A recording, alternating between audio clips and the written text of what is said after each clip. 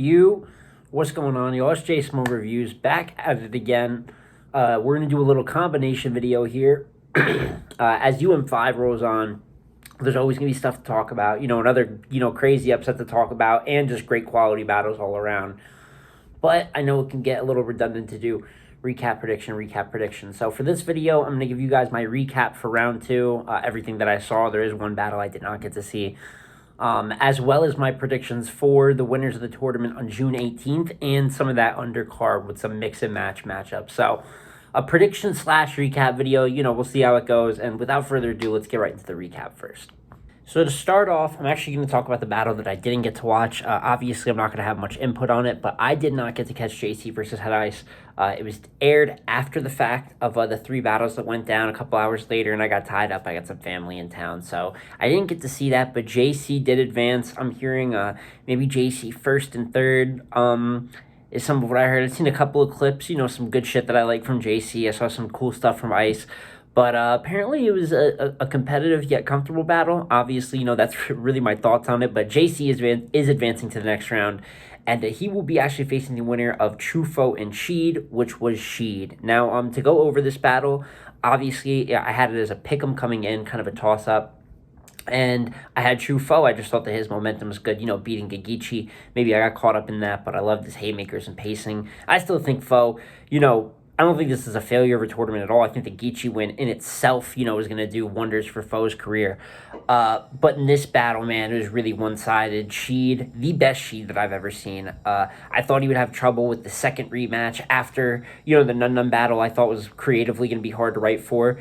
But he, from the beginning, from first to third round, this was a rare form Sheed happens. Truffaut started, he had a power in Chicago, grabbed the Tommy and moved with force. That was fiery. He had a funny Sheed impression. But, sadly with Truffaut, you got to watch for chokes and stumbles, and that's what hurt him in these first two rounds. Even in his second round, he has a reach for medals. You ain't got to earn none. A little flip on trophies, but either way, he choked in both of his rounds. And but Sheed out the gate was very, very physical, kind of pushing Truffaut around the stage. I don't know if that knocked him off his pivot or focus a little bit. Bird froze, Mama Pain. He had the compass bar, compass pointed every direction. It was a haymaker. He had a Wendy's 4 for Foe bar that was super duper fire. A like Mike 4-1 like oven mitts. I could go on and on. It's hard to get the setups and everything written down, but I think that's the highlights really from Sheed's first. And in his second, he went to another level. All hustle like Draymond, Favre, and Rodgers. I can back up Foe with an AR. That was fire. He had a Forrest Gump run before the iron break off. Oh my God, a disability check bar. He was just going crazy. His second is a chain of haymakers. And where was the Midwest? You were screaming Midwest, but where was your midsection? He had a Hooters bar. All these last few bars about, Foe getting shot, they were all haymakers. So it was already over before we got into the third. And then, you get back into Sheed's third. It was a fucked up eyes, but my stove work. Bunch of real talk in there. And then the bar of the battle, Sheed had a lawyer. My lawyer said I object is the best rebuttal he ever heard. That was fire. So Sheed 30, if it's not a body bag, it's right on the brink. And it's going to be Sheed versus JC going into the next round. And then on the other side of the bracket, you got Fonz and Real Sick, which was a dope battle. Battle of the night. I thought it was fantastic. And just from the start, Real Sick comes out, started on him first with a school. Oh, actually, no, my apologies. Fonz comes out first. He has a COVID, 14 days to get sick bar. That was cool. He said from a pastor, no more Pastor Fonzel, from a pastor to a fucking disaster like Megan Good. That was fire. Beat by a judge as St. Cal and John. 6'8", 245s like Braun. Very similar actually to Rum Nitty's Shaq bar versus Ill Will. 357 one, thinking he's Shaq size. So just goes to show, man, this Fonz that we're getting, this is reminding me of the prime shades of a B Magic, of a Rum Nitty. I mean, we're seeing a special talent. He's just about to start hitting his prime. So, it's only going to get better from here. Engineer Guru, Rock Nation. crazy, but Sick has a first. A lot of different haymakers in it. Comes out with the school shooting, a person Sick flip, due to recent events in the world. Beginning of June, got to give the landlord a visit. I ain't got it all. I need an extension. He had the biggity beat your ass. The typewriter bar. Sick's first was just incredible. I actually had Sick edging the first round. Fonz's second was absolutely nuclear. The Johnny Quest bar was ridiculous. Tool burst, take half his rap like Sue Surf. Oh my god. What else do you have in here? In order to get the wave, I gotta see Sick. Put his shell in a rap. Gordita Crunch is a crazy. I mean, prime. One of the best rounds, I think, of Fonz's career. I mean, this is a high-pressure situation for both of them.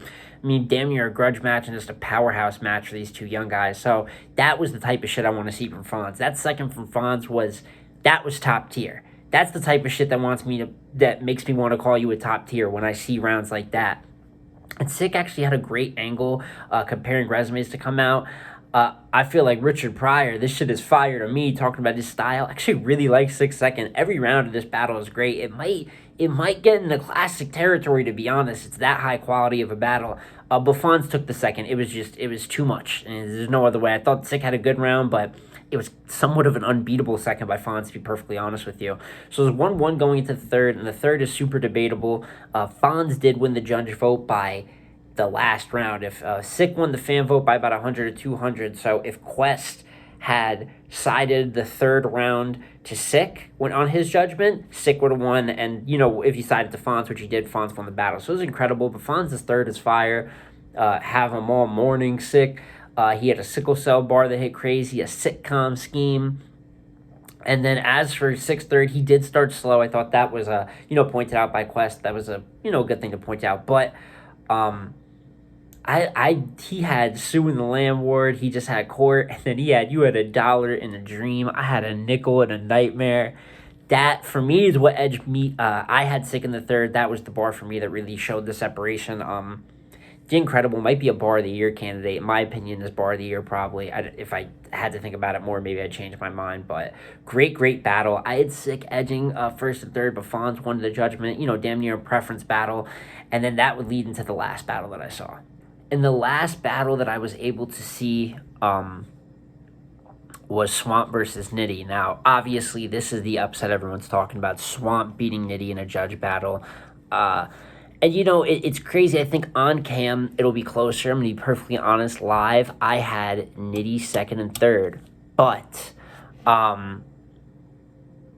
Swamp was incredible. I mean, this is the best Swamp that we've ever seen. I want that. I know that we could poke holes. I had issues with Nitty's pacing in this battle, but overall I thought it was a good Nitty, but Swamp was really commanding. There's also been complaints about gas a little bit I've seen, which I do think that they were generous with crowd reaction there.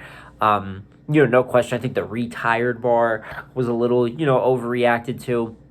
Maybe a couple other bars, but Swamp had so many valid haymakers here. There's nothing I could do to really, try to not praise his performance. Baby tucked in the C-section. Where I'm from, we never homesick. We don't miss where we from. That was fire. The American Dad bar at the end of his first. And Nitty had a good first, but like I said, the pacing was a little bit off. The Loch Ness lurking. I heard a different creak about the body dropping. That was fire. Lap dance on the house, free twerk. So, the first round, it was closer, like I said, than the reaction will make it for. But I had Swamp getting the first. In the second round, Swamp would have won clear. He had all the Walmart bars flips that were haymakers, the Melvin bar, cheek to cheek, change the expression on your face. So that was fire, but he did choke in his second. If he didn't choke, Nitty had a pretty good second too. The laminated bar, he had the dummy rock, soap, bread, soap, and Orajel. The Chinese finger trap bar. So the second even, Nitty, this is a good run Nitty. But like I said, pacing a little bit off. I think he rushed his delivery. Reminds me of somewhat of the read loss a little bit in the way that it was done, where it wasn't bad. It's just, very rarely, his performance is a little bit off. I think it happens to the best of the greats. We don't see the Rum Nitties and the Geechees lose clearly that often. So I think people get up and awry, when they do, especially in a situation like this where, the underdog won. But, after further, I don't think this was a bad Nitty, but it just goes to show how fucking good Swamp was, especially to earn the fan vote and the judges the way he did, especially on-the-spot performer. It's, like I said, the battle's closer than some people give it credit for, but that was the best Swamp ever, and he showed high levels of stage control, crowd control, landing definitive haymakers, even with the choke. If he doesn't choke in the second, there's a debate for a 30, because I got Nitty in the third, but the third is a debatable round. It would have been clearly 2-0, so it was 1-1 going to the third, and even then, might have been Swamp's best round. I ain't really run, because I ain't have no one to go to. That's crazy. The Geechee Coffee Haymaker, he had a Sea Biscuits bar, that was crazy, taking shots, he all got me fucked up. It is really incredible performance of Swamp overall. And Nitty's, last round, the fold paper under the table. I hate that accent. That was fire. Bad boy clothes for Sean Don. Talk about closed casket. He had the back page bar. That was crazy. It'd be so many bars to go over. But Swamp did win. Could completely understand, why someone would have Swamp winning. But I thought it was actually a really great battle. Like I said, crowd reaction will make it look a little different, but they really went to war out there, and Swamp definitely earned this victory. And it's leading to a very interesting and semifinals on each side that I don't think many people predicted. And with all that being recapped, this is going to be my prediction part for the June 18th card, which will have the two final battles. The winners of these final two battles of the brackets going to the finals to battle on Gnome, as well as having two extra battles here, which is O-Red versus Nun and Snake Eyes versus Stumbles. So just to go, I'm not going to spend too much time on the predictions here, super in depth, because I've been wrong about a lot of this tournament. So I'm not discouraged too, but I've rambled on and on about all these different viewpoints, all this, all that. I think just getting here to the semis, we can just let it be, because everything's a toss-up at this point. We got Sheet Happens on one side of the bracket. We got Swamp coming in, beating Rum Nitty, and a lot of people's opinion fairly clear to get to the other side of his bracket. So to start out, it's going to be Sheet Happens versus JC. For a while, I would have told you that JC is just going to smoke this battle clear. Just completely walk over him. But what she just showed me, that is it. And in a lesser sense, what Swamp and True Foe did is that you could say things going into the tournament like, and this was a big reasoning for mine for having Nitty over Swamp was in the predictions, was I've just never seen a Swamp at his best, like even the best Swamp performances, that competes with a great version of a Nitty. And I could use that same phrase here with a Sheed versus JC, except I can't, because Sheed's most recent performance gives him a complete fighting chance. So it's, I'm still rocking with JC 2-1. JC's just been as in rare form as anyone. It feels pretty special to run, really earning his respect. And he's a top tier. He's as dangerous as any of these other top tiers when he's on his game. So I'm not betting against him. I still got him 2-1, but she definitely has a chance at this. And then as for Fonz and Swamp, this is going to be a tough one too. Fonz making it back to repeat at the end of the tournament would be something insane. Swamp's a good story, but I am going to have to go with Fonz. Although both their performances were insane, I hope they both prepare at that level again going into this battle. But the Haymakers, the Fonz land, it's so tough because Swamp defused a Rum Nitty, and Rum Nitty's the best puncher in the world. As the battle ended, Fonz and Swamp had a little face-off, and Swamp even said to the crowd, "Y'all realize I just beat the dude he was trying to become, right?" And, that's stretching a little bit. I know that's shit-talking stuff, but, I do believe the Rum Nitty is still, that doesn't change my opinion. Rum Nitty's still the top puncher in the world in my eyes. One of the best battlers in the world, but if you can get that win, you can beat, Fonz. It's really anything's on the table, so, this might be a pick-em battle. I know Swamp is a little more obviously inconsistent than Fonz is. Really doesn't have the space to choke or stumble this battle. So it's going to be hard for me to side with Swamp. Even he choked versus Nitty, it was the best version of himself he ever brought. So I do have Fonz winning this battle 2-1. So Fonz and JC, I got winning 2-1 and rematching in the finals. But, it's not going to be an easy road for either. Nun Nun versus O-Red is fire. Nun Nun's been deserving of another top-tier plate. O-Red's a little bit on the decline. I could see Nun Nun getting a win here, 2-1. Obviously, O-Red's pen is lethal. At any time, he could go nuclear, get back in that top-tier talent level. You know, when he won the 2017 Champion of the Year, you know, that O-Red. But as of recent, I just haven't seen that level of performance. And Nun Nun is hungry. He's on the incline. He knows a couple other wins here. We're talking about Gnome. We're talking about big stages consistently. So I got Nun Nun 2-1. As for Snake Eyes and Stumbles, won't talk too much on it. It's a grudge match. It's hilarious. I got Snake Eyes winning 2-1. Stumbles doesn't even get through his rounds clean, but it could get chippy. We're going to see a lot of angling back and forth. This is one I'm just going to have a good time, you know, watching the promo, sitting back and enjoying the battle. And one last battle I want to go over before I head out here. Ryder versus Kid Slade. Kid Slade is needing another plate. I think Ryder's an interesting opponent to give. It's a little bit of a weird matchup. I might have to make a video kind of talking on the way UM4 has been booked. Not to say it's been awful. I think it's finally going in the right direction. But yeah, it's been pretty lackluster. It's been some strange stuff happening. I hope this year they can get a little more on track with that, but it's good either way to see Kid Slade back on the stage, you know, especially versus a better opponent. Ryder's a very good puncher. You know, he can chain together haymakers if necessary. I was hoping that Slade would get a little bit of a bigger name here, but it should make for a good matchup. You know, I'm expecting it to be a pretty decent battle. I'm going with Slade 2-1 going in, but, you know, Ryder heats up. If Slade's the prospect I think he is, he'll win this battle. But if Ryder heats up, definitely anything's possible. But with all that, that covers all the battles. You know, the recaps of the last UM5, the predictions for the June 18th one coming up here. I know, like I said in the beginning of the video, it's been a lot of UM5 stuff.